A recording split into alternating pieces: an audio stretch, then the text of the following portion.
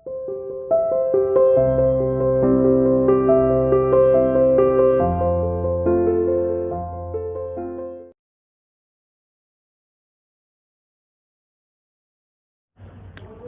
students, welcome to CR International School online study system. I hope all of you will be fine at home, stay safe. We are doing business study. और अब जो हमारा topic है वो है बेटे benefit of e commerce. Last video मैंने आपको ई कॉमर्स ई बिजनेस का इंट्रोडक्शन करा दिया था, टाइप ऑफ ई कॉमर्स हमने बता दिए थे जिसमें B2B, B2C, C2C, intra B commerce आया था। अब हम पढ़ेंगे बेनिफिट ऑफ ई कॉमर्स। ठीक है, तो देखिए सबसे पहला बेनिफिट क्या है, वर्ल्ड वाइड रीच। तो ई कॉमर्स के जरिए, इंटरनेट के जरिए हम किसी भी देश में जाके अपने प्रोडक्ट को बेच सकते हैं, उसकी इंफॉर्मेशन प्रोवाइड करा सकते हैं, मार्केटिंग कर सकते हैं अपने प्रोडक्ट की किसी भी जगह जाकर। ठीक है, so those businessmen who get linked with e business get world wide recognition यानी कि पहचान मिलना। तो ई कॉमर्स के जरिए आपके बिजनेस को वर्ल्ड वाइड रिकॉग्निशन मिल जाती है, पहचान मिल जाती है, आप देश विदेशों में अपने प्रोडक्ट को जाकर बेच सकते हैं। New customer can come in to the contact, new customer आपके कॉन्टैक्ट में आते हैं, आपकी वर्ल्ड वाइड रीच बढ़ती है, आपका स्कोप जो होता है बिजनेस का दैट विल आल्सो इंक्रीज्ड। तो पहला एडवांटेज ये भाई कि वर्ल्ड वाइड रीच इससे होती है। सेकंड देखिए, शॉर्टनिंग द सप्लाई चेन। ठीक है, सप्लाई चेन जो होती है उसका जो साइज है या उसकी जो लेंथ है वो काफी कम हो जाती है। So ever since the e business come into existence the middleman have started to disappearing. जो मिडलमैन जिसे हम होलसेलर कहते हैं, रिटेलर कहते हैं, उनमें काफी कमी आई हुई है। पहले जब ई कॉमर्स नहीं था, इंटरनेट पे सामान ऑर्डर नहीं करते थे, तो होलसेलर रिटेलर का काफी क्रेज था, लोग घर घर में दुकान खोल के बैठ जाते थे। लेकिन आज के समय लोग घर बैठकर ऑनलाइन ऑर्डर करना पसंद करते हैं, जिससे कि जो होलसेलर या रिटेलर की रिक्वायरमेंट होती है that has to be decreased, जिसके कारण जो सप्लाई चेन होती है प्रोडक्ट की वो डिक्रीज हो जाती है। जो मिडलमैन का कमीशन या रिटेलर का कमीशन होता है उसमें भी कमी आती है। इसीलिए जो ऑनलाइन सामान मिलता है आपको that is quite low costly, सस्ता सामान आपको मिल जाता है। ठीक है, तो most of the producer have started having direct contact with customer. जहां तक प्रोड्यूसर का डायरेक्ट कांटेक्ट हो चुका है आज के समय कस्टमर से, उन्हें होलसेलर या रिटेलर की कोई नीड अब अराइज नहीं होती। As a result customer get the low price, customer को भी लो प्राइस पर प्रोडक्ट अवेलेबल हो जाता है।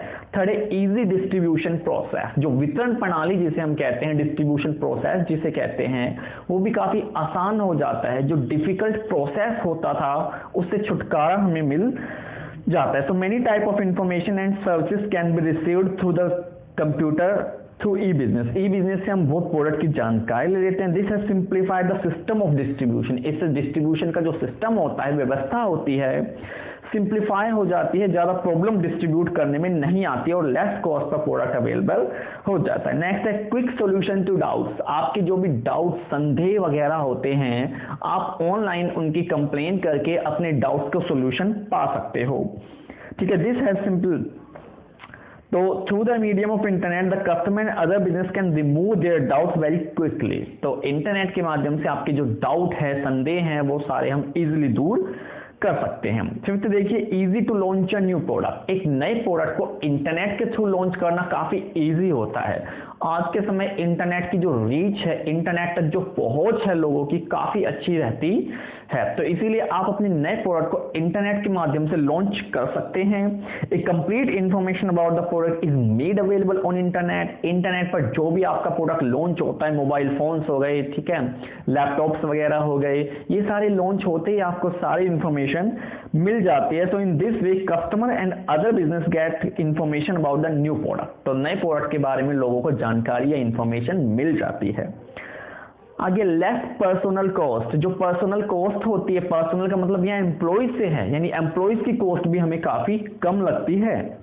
So the number of necessary staff employee required is decreased with e-business. e-business से जो number of staff हमें चाहिए वो काफी डिक्रीज हो जाता है, ठीक है, because many employees are done more quickly and correctly. क्योंकि इंटरनेट के माध्यम से ज्यादातर एम्प्लॉय काम करते हैं, बहुत जल्दी काम करते हैं, सही सटीक काम करते हैं. So therefore the expense on employees is also decreased. Employees पर भी जो हमारा खर्चा होता है वो घट जाता है. सेविंग ऑफ टाइम, टाइम की भी काफी बचत होती है. आपको बाजार में जाकर इंफॉर्मेशन लेने की जरूरत नहीं है, ठीक है, आपको घर बैठे प्रोडक्ट के बारे में सारी इंफॉर्मेशन मिल जाती है, एक्वायर्ड हो जाती है. So they get information about the goods available at different shop, this time is safe. तो जितनी अलग अलग दुकानें होती हैं सबके प्राइस आपको पता लग जाएंगे और आप लेस कॉस्ट पर अपने प्रोडक्ट को खरीद सकते हैं। तो इससे टाइम में भी बचत होती है, समय में भी काफी आपकी बचत हो जाती है। Less risk in payment. So under the e business payment is made on the internet. तो भाई ई बिजनेस के दौरान जो पेमेंट होती है वो इंटरनेट के थ्रू कर दी जाती है, ठीक है, through the medium of credit card issued by bank. भाई बैंक आपको credit card, debit card issue करके देते हैं, उसके थ्रू आप इजीली पेमेंट कर सकते हो। तो जो पेमेंट का रिस्क होता है ना वो भी आपका काफी डिक्रीज हो जाता है। So in this way the risk involve in the transfer of money is also reduce. तो जो रिस्क होता है मनी को ट्रांसफर करने में वो भी आपका काफी कम हो जाता है। लास्ट एडवांटेज है भाई ई बिजनेस का, product and service available in remote areas. Remote areas वो बैकवर्ड या वो पिछड़े एरियाज होते हैं जहां पर जो अर्बन फैसिलिटीज होती है वो काफी डेफिशिएंट होती है, काफी कम होती है। बट इंटरनेट के माध्यम से आप रिमोट एरियाज या बैकवर्ड एरियाज पर भी इजीली गुड्स को ट्रांसफर करवा सकते हो, ठीक है। So there is no market, किसी की हमें जरूरत नहीं पड़ती। तो ये थे आपके advantage of e commerce. Next topic है अब आपका difference between traditional business and E business. देखिए पुराने समय में बिजनेस होते थे, ठीक है, और इस समय भी बिजनेस हो रहे हैं, ई बिजनेस, इंटरनेट बिजनेस। तो दोनों में डिफरेंस क्या है अब आपको ये पढ़ना है। तो हमने एक बेटे टेबल की फॉर्म बनाई है। पहला है बेसिस, ट्रेडिशनल बिजनेस, ई बिजनेस। तो कुछ बेसिस उठाएंगे, उसके बेस पे हम देखेंगे दोनों में क्या डिफरेंस है। पहला है फॉर्मेशन। फॉर्मेशन यानी कि निर्माण करना। तो ट्रेडिशनल बिजनेस में बेटे बहुत ज्यादा डॉक्यूमेंटेशन वगैरह प्रक्रिया लगती थी, इसीलिए ट्रेडिशनल बिजनेस को निर्माण करना, निर्मित करना काफी डिफिकल्ट होता था, काफी मुश्किलें आती थी आपको, बहुत ज्यादा प्रोसेस, प्रक्रिया, डॉक्यूमेंटेशन, स्टैंप वगैरह आपको लगवानी पड़ती थी, जिससे काफी डिफिकल्ट होता था आपको बिजनेस को एस्टेब्लिश करना, पुराने जो बिजनेस होते थे। बट नाउ ई बिजनेस में बेटे बहुत लेस फॉर्मेलिटीज आपको पूरी करनी पड़ती है, तो इसीलिए इसको एस्टेब्लिश करना या इसको फॉर्म करना काफी ईजी होता है। सो ट्रेडिशनल बिजनेस डिफिकल्ट है और ई बिजनेस इजी है। नेक्स्ट है फिजिकल प्रेजेंस। तो बेटा फिजिकल प्रेजेंस आपका ट्रेडिशनल बिजनेस में नेसेसरी होता था, आपको एक प्लेस, एक जगह की जरूरत पड़ती थी जहां पर आप अपने बिजनेस को कैरी आउट कर सको। तो इसीलिए ट्रेडिशनल बिजनेस में बेटे एक प्लेस का होना, एक फिजिकली प्रेजेंस का होना, एक जगह का होना जहां आप खरीद सको गुड्स एंड सर्विसेज का जरूरी होता था। जबकि ई बिजनेस में आप घर बैठे अपने बिजनेस को आप चला सकते हो, आपको कोई शॉप की रिक्वायरमेंट नहीं, कोई फिजिकल प्रेजेंस होने की जरूरत नहीं, आप गुड्स को बनाइए और इंटरनेट के माध्यम से बेच दीजिए। तो ई कॉमर्स में physical presence is not necessary, जरूरी नहीं होता आपको फिजिकली प्रेजेंट होना, ठीक है। नेक्स्ट है कॉस्ट ऑफ सेटिंग अप। तो मैंने बताया भी कॉस्ट ऑफ सेटिंग अप यानी कि लागत कितनी होती है एस्टेब्लिश करने में। तो पुराने बिजनेस में बेटे बहुत ज्यादा डॉक्यूमेंटेशन प्रक्रिया आपको फॉलो करनी पड़ती थी, अलग अलग तरह के कार्य करने पड़ते थे, तो इसीलिए जो कॉस्ट ऑफ सेटिंग अप होता था वो काफी मोर या काफी हाई आपका लगता था, हाई कॉस्ट लगती थी आपकी ट्रेडिशनल बिजनेस को सेटअप करने में। जबकि जो ई बिजनेस है इसमें लो कॉस्ट, लेस कॉस्ट आपकी लगती है, बहुत कम कॉस्ट में आप अपने बिजनेस को स्टार्ट कर सकते हो, ठीक है। डीलिंग टाइम देखिए कि जो ट्रांजैक्शन के टाइम होते थे, तो यहां पर डीलिंग टाइम कैसा होता था आपका, बहुत ज्यादा यानी कि मोर होता था, क्योंकि कस्टमर को आपकी शॉप पर जाना पड़ता था, पहले जांच पड़ताल करता था कस्टमर, ठीक है, प्राइस पता करता था 4-5 शॉप पर जाके, तब जाके फाइनल डिसीजन लेना था कि परचेस करना ही नहीं करना। जबकि इंटरनेट के माध्यम से आपको घर बैठे सारी इंफॉर्मेशन मिल जाती है, तो इसीलिए जो आपकी डीलिंग टाइम है वो काफी लो होता है, जो ट्रांजैक्शन होते हैं वो इमीडिएटली सेटल्ड होते हैं। तो डीलिंग टाइम कैसा होगा आपकी लो, ठीक है, transaction are settled quickly, transaction जो है दे सेटल्ड क्विकली, उन्हें हम बड़ी जल्दी सेटल कर देते थे। आगे देखिए length of business cycle. Business cycle का मतलब व्यवसायिक चक्र से होता है बेटे, ठीक है। व्यवसायिक चक्र स्टार्ट कहां से होता है, कैश से स्टार्ट होकर कैश पे ही खत्म होता है। पहले जो कैश होता है आप उससे कच्चा माल लेकर आते हो, उस पर प्रोडक्शन प्रोसेस करते हो, फिर तैयार माल में कन्वर्ट करते हो, फिर सेल होती है। सेल भी अगर उधार हो जाए, मान लीजिए क्रेडिट बेस पर हो जाए, तो वो कैश में नहीं कन्वर्ट हुआ, 2 साल का 2 महीने का आपने क्रेडिट पीरियड अलाउड कर दिया, तो बिजनेस साइकिल 2 महीने से और बढ़ गया, ठीक है। तो इसीलिए जो ट्रेडिशनल बिजनेस होता था उसमें बिजनेस साइकिल काफी लॉन्गर होता था बेटे, काफी लॉन्गर होता था। आपको फाइनल सेल को कैश में बदलने में काफी टाइम लग सकता था, 6 महीने 8 महीने भी लग जाते थे। So because of sequential relationship among various process, ठीक है, यहाँ लॉन्गर टाइम लगता है, जबकि यहाँ पर काफी शॉर्टर होता है आपका बिजनेस साइकिल, ठीक है, शॉर्टर होता है because of completion of various process at the same time. Same समय पर आपके सारे काम हो जाते हैं, सेल होते ही आपको कैश मिल जाता है, कि ऑनलाइन कोई उधार नहीं होता, आप कैश दोगे तब जाके आपको प्रोडक्ट मिलेगा। कैश फैसिलिटी ई बिजनेस में अवेलेबल नहीं होती। आगे देखिए, अपॉर्चुनिटी फॉर इंटरपर्सनल टच। तो अपॉर्चुनिटी वही यहाँ पर मोर होती है, आप कस्टमर से पर्सनल टच में रहते हो, पर्सनली आप उसके साथ रिलेशन बना सकते हो। यहाँ तो भाई सेलर और कस्टमर एक दूसरे को मिलते भी नहीं है, तो पर्सनल टच होने की तो कोई संभावना ही नहीं है, तो यहाँ पर लेस होता है भाई पर्सनल टच, ठीक है। ग्लोबल रीच देखिए, वैश्विक पहचान आपको कौन सा बिजनेस दिला सकता है, ई बिजनेस दिला सकता है, ट्रेडिशनल बिजनेस आपको नहीं दिला सकता है या बहुत कम दिला सकता है। तो ग्लोबल रीच लेस होती है यहाँ पर, और यहाँ मोर होती है। ग्लोबल रीच समझ रहे हो ना, आपको विश्व स्तर पर पहचान देना, ठीक है, वैश्विक पहुंच आपकी होना, तो मोर होती है ई बिजनेस में, लेस होती है ट्रेडिशनल बिजनेस में। और फिर गवर्नमेंट पैट्रोनेज यहाँ पर लेस होता था भाई ट्रेडिशनल बिजनेस में, और यहाँ पर मोर होता है क्योंकि आईटी सेक्टर आ जाता है यहाँ पर, ठीक है, और आईटी सेक्टर हो गया तो फिर फ्रॉड वगैरह, घोटाले वगैरह भी होते हैं, जिसके कारण गवर्नमेंट को लगातार अपनी निगरानी रखनी पड़ती है इस बिजनेस पर। तो बेटे ये था आपका ट्रेडिशनल बिजनेस और ई बिजनेस। देखिए अब ये जो नेक्स्ट टॉपिक है, business process outsourcing, that is out of syllabus now, ठीक है, अब सिलेबस से बाहर है, 30% सिलेबस रिड्यूस किया था सीबीएसई ने, दैट्स व्हाई। लेकिन मैं सोच रहा हूं कि ये थोड़ा बहुत मैं आपको पढ़ा दूं, क्योंकि काफी अच्छा है ये टॉपिक बेटे। तो बीपीओ में देखिए क्या होता है, बिजनेस प्रोसेस आउटसोर्सिंग। हम अपना काम खुद ना करके किसी दूसरे आउटसाइड ऑर्गेनाइजेशन से करा लेते हैं। क्यों कराते हैं, अब ये सोच के देखिए भाई, आप अपना काम किसी बाहर के आउटसाइड ऑर्गेनाइजेशन से करा रहे हैं, तो क्यों, ऐसी क्या जरूरत पड़ गई जो आप बाहर से करा रहे हैं? क्योंकि बाहर से काम कराना कॉस्ट इफेक्टिव है।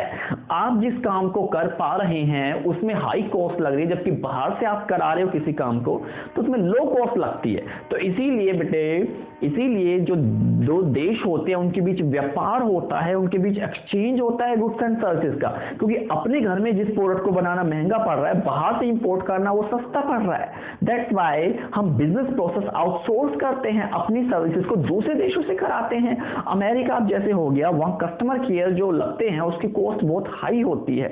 इंडिया में जबकि पॉपुलेशन बहुत हाई है और पढ़े लिखे लोग भी काफी अच्छे हैं, तो यहां पर अमेरिका अपने जितने भी कस्टमर केयर के सेंटर होता है वो सब इंडिया को आउटसोर्स कर देता है, ताकि उन्हें कॉस्ट इफेक्टिव मैनर में काम मिल सके, ठीक है। तो इसीलिए बिजनेस प्रोसेस आउटसोर्सिंग की जाती है, क्योंकि जिस काम को हम कर रहे हैं उसमें हाई कॉस्ट लग रही है, बाहर से कराने में वो सस्ता पड़ रहा है। That's why we outsource our business, हम अपने बिजनेस को आउटसोर्स कर देते हैं।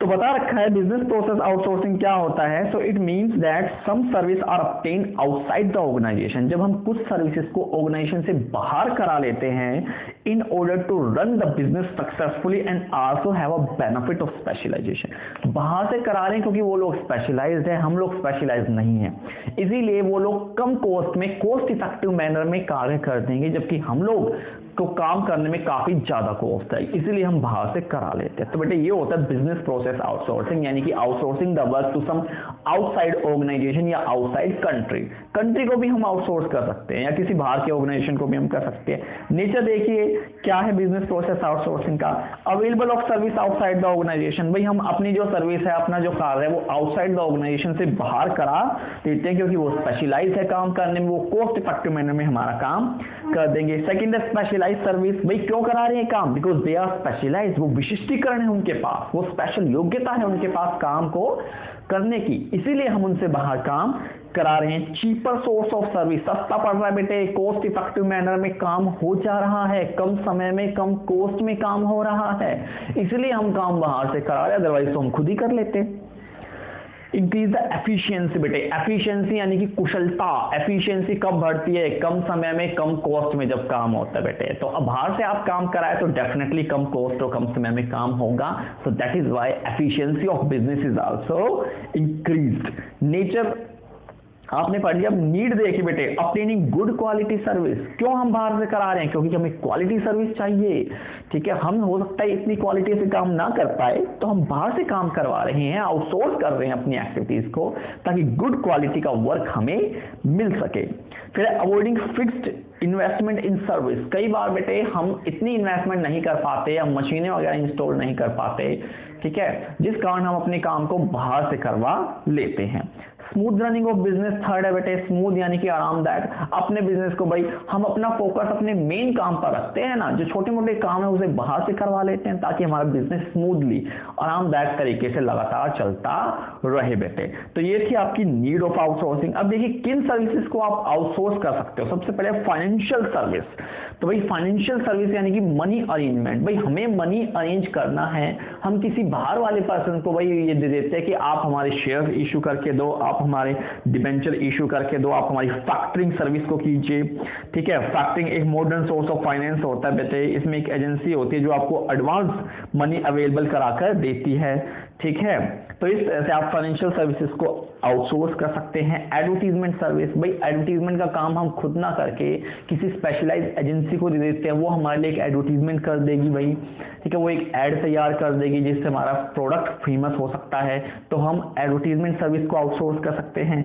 कुरियर सर्विसेज बेटे, हमें मान लीजिए कोई इंपॉर्टेंट चेक को ट्रांसफर करना है या ड्राफ्ट ट्रांसफर करना है या गुड्स ट्रांसफर करने हैं, तो कुरियर सर्विस को हम आउटसोर्स कर सकते हैं, उनसे कह सकते हैं कि भाई आप हमारे गुड्स को ट्रांसफर कर दीजिए। कस्टमर सपोर्ट सर्विस बेटे, जिसका मैंने अभी एग्जांपल आपको दिया कि अमेरिका जाकर जितने भी कस्टमर केयर सेंटर होते हैं वो इंडिया में एस्टेब्लिश कराते हुए इंडिया में सस्ती लेबर मिल जाती है, क्योंकि पॉपुलेशन बहुत हाई है और अनएम्प्लॉयमेंट बहुत ज्यादा है, जिस कारण लोग बहुत कम सैलरी या वेजेस पर भी काम करने के लिए तैयार हो जाते हैं। तो इसीलिए जो अमेरिका जैसा देश है वो कस्टमर सपोर्ट सर्विस भी इंडिया से आउटसोर्स करा देता है बेटे।